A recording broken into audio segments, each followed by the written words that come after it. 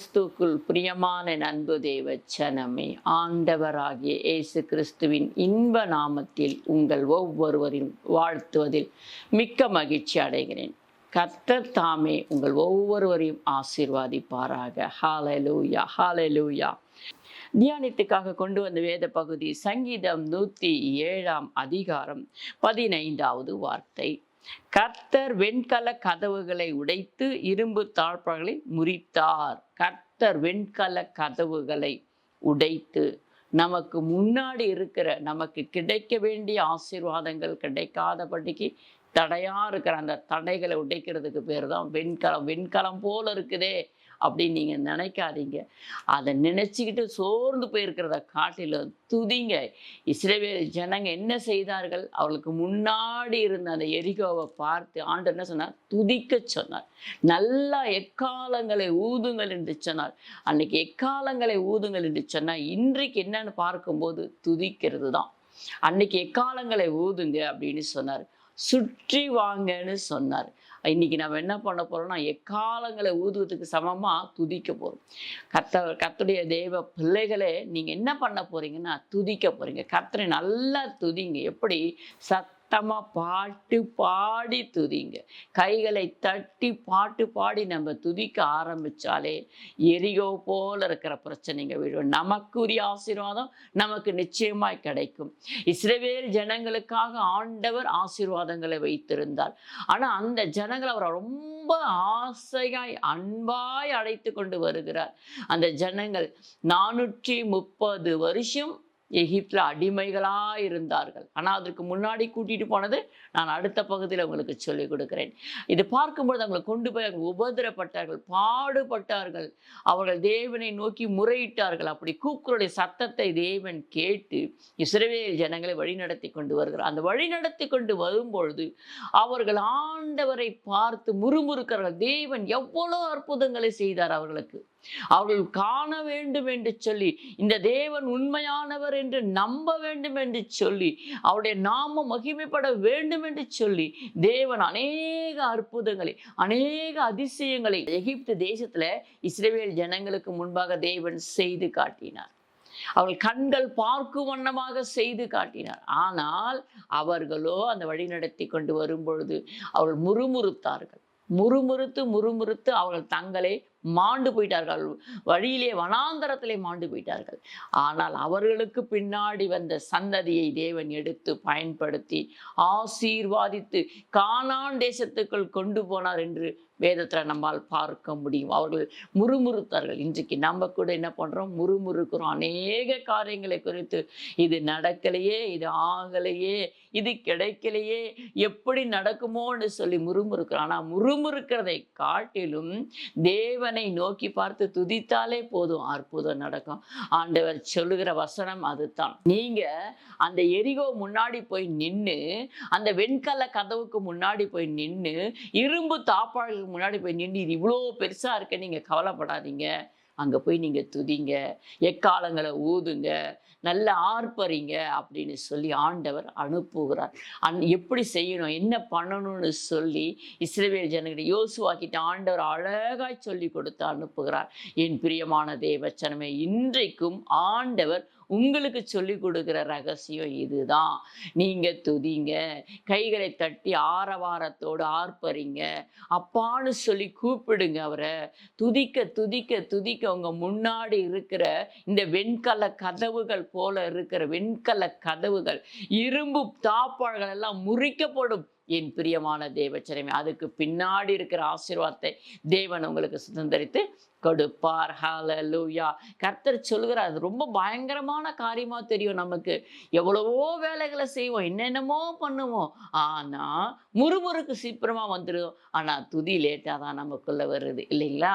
அப்படி முறுமுறுத்த ஜனங்க என்ன ஆனாங்கன்னு நம்மளுக்கு தெரியும். ஆனால் அந்த முறுமுறுப்பை விட்டுட்டு, அந்த பொல்லாத வழியை விட்டுட்டு, கர்த்தர் நமக்காக ஆயத்தப்படுத்திருக்கிற நல்ல வழியில நம்ம போவோம். கர்த்தரை நோக்கி பார்த்து துதிப்போம். என் பிரியமான தேவச்சனமே, உங்களுக்கு முன்னாடி என்ன தடை இருக்கு? நீங்க என்ன கேட்டுக்கொண்டிருக்கீங்க அப்பா கிட்ட? அப்பா எனக்கு இது தாங்கப்பா, இது செய்யுங்கப்பான்னு சொல்றீங்க இல்லையா? அதை அவர் செய்யணும்னா நீங்க துதிக்க ஆரம்பிங்க. பெருசா இருக்கும். சாத்தான் நமக்கு முன்னாடி பெருசா வச்சு பயங்கரமானதை காட்டுவான். அவனால் அதெல்லாம் செய்ய முடியும். ஏன்னா நம்ம பயப்படணும் இல்லையா? அதனால அவன் என்னென்ன பண்ண முடியுமோ அவ்வளவும் நமக்கு பண்ணுவான். இதெல்லாம் நடக்காது, இதெல்லாம் ஆகாதுன்னு சொல்லுவான். ஆனா ஆண்டவர் சொல்றார், நீ அதெல்லாம் பார்க்காத, என்ன பாரு, என்னுடைய முகத்தை நீ நோக்கி பாரு, துதி, என் பேரை சொல்லு, என் பேரை சொல்லி நீ துதி, இயேசுவின் நாமத்தினால கேளு, என் நாமத்தினால கேட்டால் உனக்கு கிடைக்கும்னு நான் சொன்னேனே, நீ அந்த வசனத்தின் படி கேளுன்னு சொல்லி ஆண்டவர் நமக்கு சொல்லி கொடுக்குறார். ஆனா நம்ம அதை செய்ய மாட்டோம். அதை காட்டிலும் சாத்தான் காட்டுற அந்த பயத்தை பார்த்து நம்ம பயந்து விடுவோம். இது எப்படி ஆகுமோ, இது எப்படி நடக்குமோன்னு சொல்லி, காலம் தாமதிக்குதேன்னு சொல்லி நம்ம கலங்கி நிற்போம். ஆண்டவர் சொல்ல, வெண்கல கதவுகளை கூட என்னால் உடைக்க முடியும், இரும்பு தாழ்பாடுகளை கூட என்னால் முறிக்க முடியும்னு ஆண்டவர் சொல்ல. அவ்வளோ வல்லமை உள்ளவர் அவர், அவ்வளோ பராக்கிரமசாலி அவர். அவரை நம்ம என்ன பண்றோம்னா, துதிக்கிறது நம்ம மறந்து போய்கிறோம். நம்ம ஆராதிக்கிற தேவன் பெரியவர் என்பதையே நம்ம மறந்து விடுகிறோம். சில நேரத்துல அவரால் எல்லாமே செய்ய முடியுமே என்று சொல்லி நம்ம என்ன பண்றோம், அதை சொல்ல மறந்து போய் விடுகிறோம். என் பிரியமான தேவச்சனமே, இன்றைக்கு நீங்க புதிதாய் ஒரு ரகசியத்தை கற்றுக்கொள்ளுங்க. நான் ஆராதிக்கிற தேவன் பெரியவர், அவரால் இதை செய்ய முடியும்னு சொல்லி நீங்க உங்க வாயினால் அறிக்கை பண்ணி பாருங்க. நடக்கலைன்னா சாத்தான் கொஞ்ச நேரம் நமக்கு நடக்கக்கூடாதபடிக்கு தடைகளை பண்ணுவான். ஏன்னா நம்ம அவிவிசுவாசத்துல விழுதும், நம்ம சோர்ந்து போகிறது தான் அவனுக்கு சந்தோஷம். ஆனா நம்ம எழும்பி துதிப்போன்னு சொல்லி தேவன் நம்ம மேல நம்பிக்கையா இருக்கிறார். என் பிள்ளைங்க, அதான் வசனத்தை நம்ம நீதிமொழிகளை படிப்போம் இல்லையா? நீதிமான் விழுந்தாலும் எழுந்திருப்பான், அவன் 7 முறை விழுந்தாலும் அவன் எழுந்திருப்பான்னு சொல்லி ஆண்டவர் உங்க மேல நம்பிக்கை வச்சு சொல்லுகிறார். என் பிரியமான தேவச்சனமே, நீங்க விழுந்துட்டீங்களா? கவலைப்படாதீங்க, எழும்பி துதிங்க, துதிக்க ஆரம்பிங்க. உங்களுக்கு முன்னாடி இருக்கிற கட்டுக்கள் எல்லாம் கட்டு அவிழ்க்கப்படும். அடைக்கப்பட்ட வாசல் கதவுகளாம் திறக்கப்படும், பூட்டப்பட்ட வாசல் கதவுகளாம் திறக்கப்படும் என்று தேவன் சொல்கிறார். நம்ம துதிய உயர்த்தனா போதும், துதிக்கணும், நல்லா செபிக்கணும். இதை நம்ம செய்யும் பொழுது கர்த்தர் நமக்கு அனுகிரகமான வாசல் கதவுகளை திறந்து கொடுப்பார். வெண்கல கதவுகளை உடைத்து இரும்பு தாழ்பாடுகளை முறித்து அதுக்கப்புறம் என்ன கொடுக்கிறாருன்னு நம்ம பார்க்கலாம். வாசிப்போம். ஏசாயா 45ஆம் அதிகாரம் 4வது வார்த்தை. வெண்கல கதவுகளை உடைத்து இரும்பு தாழ்பாடுகளை முறித்து அந்தகாரத்தில் இருக்கிற பொக்கிஷங்களையும் ஒளிப்படத்தில் இருக்கிற புதையல்களையும் உனக்கு கொடுப்பேன். ஹல்லேலூயா. கர்த்தர் அந்த நம்ம பூட்டப்பட்ட வாசல் கதவுகளை திறக்கிற தேவன் அடுத்ததான் நமக்கு என்ன கொடுக்க போறார் பாருங்க. நம்ம சோர்ந்து போய் விழுந்து கிடக்கிறோம் இல்லையா? அப்படி விழாதபடிக்கு எழுந்து நம்ம துதிப்போம். ஆனா நமக்கு துதிக்க கூட முடியாதபடிக்கு சோர்வுகள், அசதிகள், பலவீனங்கள் இருக்கும். அதை நம்ம ஜெயிக்கணும். ஜெயிச்சாதான் ஆசீர்வாதம். அப்படி ஜெயிக்கணும். எப்படி ஜெபிக்கணும்? அதை நம்ம எழும்பி அதிகால வேளையில எழுறதும், செபிக்கிறதும், துதிக்கிறதும், பாடுவதும், இதுக்கு எல்லாவற்றுக்கும் மேல விசுவாசம். விசுவாசிக்கிறாயா என்று தேவன் கேட்கிறார். பிரியமான தேவச்சனமே, நீங்க சொல்லுங்க, விசுவாசிக்கிறேன் ஆண்டவரே, நீர் இன்னார் என்று நான் அறிந்திருக்கிறேன் ஆண்டவரே, உம்மால் அற்புதம் அதிசயம் செய்ய முடியும் நான் அறிந்திருக்கிறேன் ஆண்டவரே. ஏன்னா பிசாசுகளுக்கே தெரியுமா? எபிரேயர் நம்ம 6ஆம் அதிகாரத்துல பார்த்தீங்கன்னா, பிசாசுகளும் அவரை பார்த்து பயப்படுகிறதாம். அவர் தேவன் என்று அதுகளுக்கும் தெரியுமா? நம்முடைய விசுவாசம் அப்படி கிடையாது. நம்ம விசுவாசம் வேற விதமா இருக்கு. அவரை நோக்கி பார்த்து நம்முடைய விசுவாசத்தை உறுதிப்படுத்துகிற பிள்ளைகளா இருக்கிறோம். விசுவாசித்து தேவனை நம்புகிற பிள்ளைகளா இருக்கிறோம். கண்டு விசுவாசிகளை பார்க்கிலும் காணாமல் விசுவாசிக்கிறவர்கள் பாக்கியவான்கள் என்று எழுதப்பட்டிருக்கிறது. நமக்கு முன்னாடி கோணலும் மாறுபாடமா இருக்கும், நடக்கிறதுக்கு வாய்ப்பே இருக்காது. ஆனா அந்த நேரத்துல தேவனை நோக்கி பார்த்து துதிங்க. இது ஆகும், இது நடக்கும், இது தேவன் செய்வார் என்று சொல்லுங்க. அப்பொழுது தேவன் உங்கள் காரியங்களை கைகூடி வர பண்ணுவார். அந்த காலத்துல இருக்கிற பொக்கிஷங்களை தேவன் உங்களுக்கு கொடுக்கிறார். ஒளிப்படத்துல இருக்கிற புதையல்கள், எனக்கு ஒரு வேலை கிடைச்சா நல்லா இருக்கும்னு நினைக்கிறீங்க பத்தியா, அந்த வேலையை தேவன் கைகூடி வர பண்ணுவார். உங்களுக்கு ஒரு பொக்கிஷ சாலையை தேவன் திறப்பார். பிரியமான தேவ சனமே, கர்த்தர் சொன்னா சொன்னதுதான். அவர் கட்டளை இட்டா கட்டளை இட்டது. அதை யாராலையும் மாற்றி போட முடியாது. உங்களுக்குரிய ஆசீர்வாதத்தை உங்க கையில கொண்டு வந்து தேவன் கொடுத்துருக்கா. வேத புத்தகத்தை வாசிங்க, அதன்படி ஜெபிங்க, அதன்படி கேளுங்க. கேட்டு பெற்றுக்கொள்ளுங்க. அப்பா கிட்ட இதை கேளுங்க. நம்ம அழுது கொண்டே இருக்கணும், துக்கமுகமா இருக்கணும், வேதனையோடு இருக்கணும்னு அப்பா விரும்பல. ஆனா அதை காட்டில் நம்ம சந்தோஷமா இருக்கணும். சந்தோஷமா இருங்க. மறுபடியும் சொல்றேன், நீங்க சந்தோஷமா இருங்க. பவுலை பார்த்தீங்கன்னா சிறைச்சாலையில போட்டு வச்சிருப்பாங்க. அந்த நேரத்துல கூட பவுல் எழுதுகிறார், சந்தோஷமா இருங்கன்னு சொல்லி. எப்படி? அவர் கர்த்தருக்குள்ள சந்தோஷமா இருக்கார். உலகத்தை பார்த்தாரு, உபத்திரம் தான், பாடுதான், கவலை தான், கண்ணீர் தான். ஆனா நம்ம தேவனோட ஐக்கியமா இருந்தோம்னு சொன்னா நம்ம சந்தோஷமா இருப்போம். என் பிரியமான தேவ ஜனமே, சந்தோஷமா இருங்க. மறுபடியும் சொல்றேன், நீங்க சந்தோஷமா இருங்க. கர்த்தருக்குள் சந்தோஷமா இருங்க. நெகேமியா சொல்லுகிறார், நீங்க பலனா இருங்க. கர்த்தருக்குள் நீங்க சந்தோஷமா இருந்தா அதுதான் உங்களுடைய பலன் என்று சொல்லப்பட்டிருக்கிறது. கர்த்தர் நமக்குரிய ஆசீர்வாதத்தை நம்முடைய கையில கொடுத்திருக்கார். நம்ம அதை எடுத்து அனுபவிக்காம இருக்கிறோம். ஏன்னா கேட்க வேண்டிய பிரகாரம் நம்ம இன்னும் கேட்காம இருக்கிறோம். ஒரு சிறு பிள்ளைய போல இருக்கிறோம். கேளுங்க, நான் கொடுப்பேன்னு சொல்றார். உங்களுக்கு என்ன வேணுமோ என்கிட்ட கேளுங்க, என் நாமத்தினால கேளுங்க. அப்ப நம்ம ஒரு அந்த அற்புதம் அதிசயத்தை நம்ம பெற்றுக்கொள்ளும் போது தேவனுடைய நாமம் மகிமைப்படுது இல்லைங்களா? அதனால தான் ஆண்டவர் சொல்றார், என் நாமம் மகிமைப்படும்படி நான் உங்களுக்கு கொடுப்பேன்னு சொல்றார். ஹல்லேலூயா. அவருடைய நாம மகிமைக்காக நீங்க கேட்டதை தேவன் நிச்சயமா தருவேன்னு சொல்கிறார். வெண்கல கதவுகளை உடைத்து, இரும்பு தாழ்பாள்களை முறித்து, அந்த காலத்துல இருக்கிற பொக்கிஷத்தையும் ஒளிப்படத்துல இருக்கிற புதையிலும் மறைச்சிருப்பாங்க. அதெல்லாம் நான் உங்களுக்கு கொடுப்பேன். முடியாது, நடக்காதுன்னு சொல்றாங்க பத்தியா? உலகத்தான் ஒரு பக்கம் சொல்லுவான், சாத்தான் ஒரு பக்கம் சொல்லுவான், நம்முடைய உறவினர்கள், நம்ம சொந்த பந்தம், நம்ம வீட்டார், சத்ரு, அவங்க ஒரு பக்கம் சொல்லுவாங்க. ஆனா ஆண்டவர் சொல்றார், நான் உனக்காக ஒரு ஆசீர்வாதத்தை வச்சிருக்கிறேன். வெண்கல கதவுகளை உடைத்து, இரும்பு தாழ்பாள்களை முறித்து, அந்த காலத்துல இருக்கிற பொக்கிஷத்தை ஆண்டவர் உங்களுக்கு கொடுப்பேன்னு சொல்கிறார். என் பிரியமான தேவச்சனமே, அந்த பொக்கிஷத்தை நம்ம பெற்றுக்கொள்ளணும்னு சொன்னா விசுவாசம் நமக்கு வேணும். விசுவாசமான வார்த்தைகள் வேணும். அந்த வார்த்தை தைரியமா நம்ம என்ன சொல்ற, விசுவாசத்தோடு கேட்டு பெற்றுக்கொள்ளணும். அதுதான் நம்ம கிட்ட நிலைச்சிருக்கும். பெரும்பாலும் ஸ்திரீ ஆண்டோட பாதத்தை போய் தொட்டு அவருடைய விசுவாசம் அதுதான் அங்க செயல்பட்டது. பிரியமான தேவச்சனமே, நமக்குள்ள ஒரு விசுவாசம் இருக்கணும். ஆனா நம்ம எதையுமே பெற்றுக்கொள்ற அளவுக்கு நம்ம கிட்ட தகுதி இருக்காது. ஆனா தகுதிப்படுத்தி நம்மளை ஆசீர்வாதிக்கத்தான் கர்த்தராகிய இயேசு கிறிஸ்து இந்த பூமிக்கு வந்தார். தகுதியே இல்லாத நம்மை தகுதிப்படுத்தி என் மகன், என் மகள் என்று சொல்லி தேவன் நம்மளை அழைக்கிறார். ஹல்லேலூயா. வெளிச்சமா நம்மளை வச்சிருக்கார். இந்த பூமியில நம்மளை எப்படி வச்சிருக்காருன்னா, வெளிச்சமா இருங்கம்மான்றார். வெளிச்சமா இருங்க என் பிள்ளைங்களே, நான் வெளிச்சமா இருக்கிறேன், நீங்களும் வெளிச்சமா இருங்கன்னு சொல்ற. அதனால நீங்க வெளிச்சமா இருக்குன்னு சொன்னா அந்த வெளிச்சத்தை நீங்க பெற்றுக்கொள்ளுங்க. இதுதான் வெளிச்சம். அந்த வார்த்தை தான் வெளிச்சம். அந்த வார்த்தை உங்களுக்குள்ள இருக்குன்னு சொன்னா நீங்க என்ன பண்ண மாட்டீங்க, சோர்ந்து போக மாட்டீங்க. தைரியமா அப்பாட்ட கேட்பீங்க. அவர் என் தகப்பன், எனக்காக இதை செய்வார்னு சொல்லி விசுவாசத்தோட அறிக்கை பண்ணுவீங்க.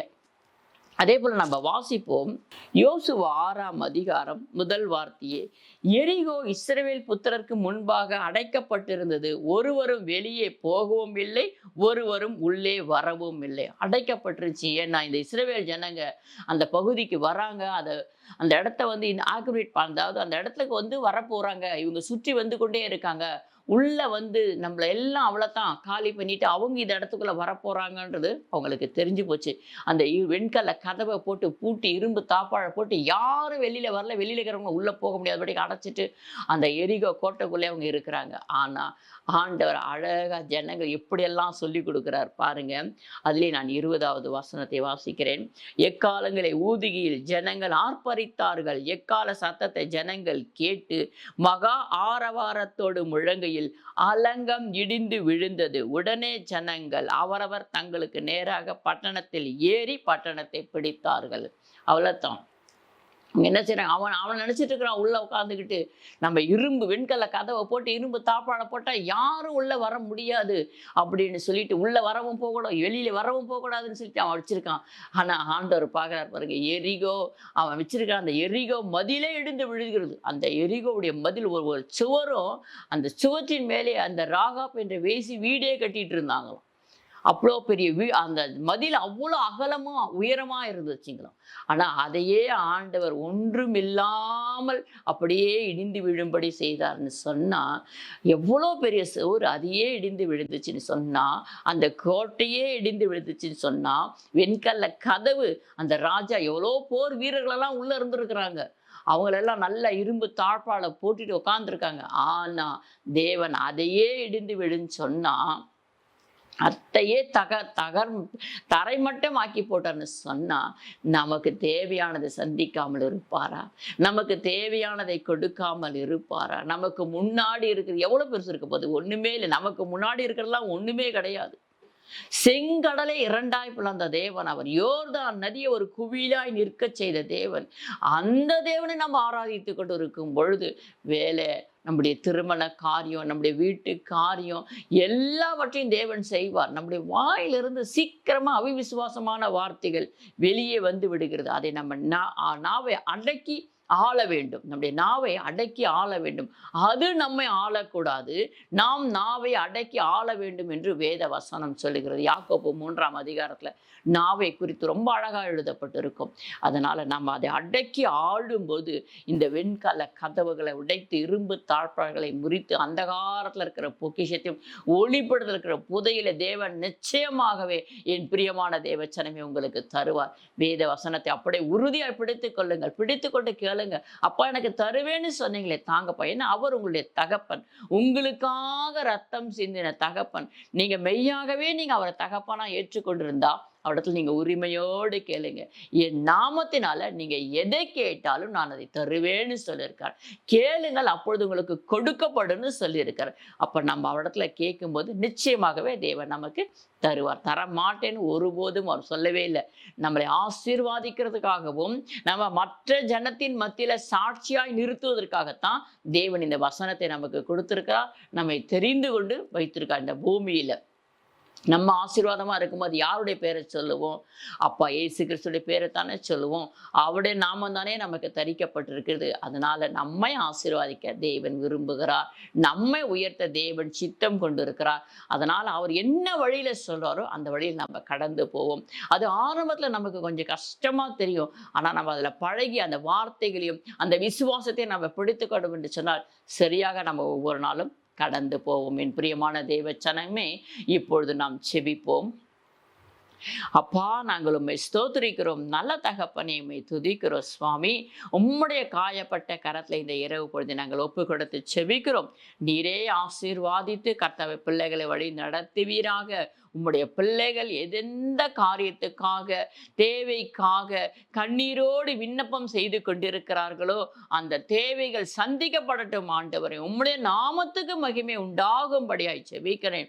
ஆண்டவராகிய இயேசுவே, நீர் மனம் இறங்குவீராக, மனம் இறங்குவீராக. அப்பா, ஒவ்வொரு மனுஷனும் மேன்மைப்படுத்த உம்முடைய கரத்தினாலே ஆகும் என்று சொல்ல எழுதப்பட்ட வேத வசனத்தின்படி அப்பா உம்முடைய பிள்ளைகளை மேன்மைப்படுத்துவீராக, தேவைகளை சந்திப்பீராக, நிந்தைகளையும் அவமானங்களையும் அவர்களை விட்டு புரட்டி போடுவீராக. அப்பா, உம்முடைய வல்லமை உள்ள கரத்துல ஒப்பு கொடுக்கிறோம். உம்முடைய பிள்ளைகளை கீர்த்தியும் புகழ்ச்சியுமாய் வைப்பீராக, ஆசீர்வாதிப்பீராக ராஜா. எப்பா, இந்த நேரத்துல ஜபத்துல கலந்து கொண்ட ஒவ்வொரு பிள்ளைகளையும் ஆசீர்வாதிங்க. கேட்கிற தேவ செய்திகளை நம்முடைய பிள்ளைகளை ஆசீர்வாதித்து பலப்படுத்தும்படியாய் செபிக்கிறோம். அப்பா, ஏசு கிறிஸ்துவின் இன்ப நாமத்தினால் செபிக்கிறோம் நல்ல பிதாவே, ஆமென்.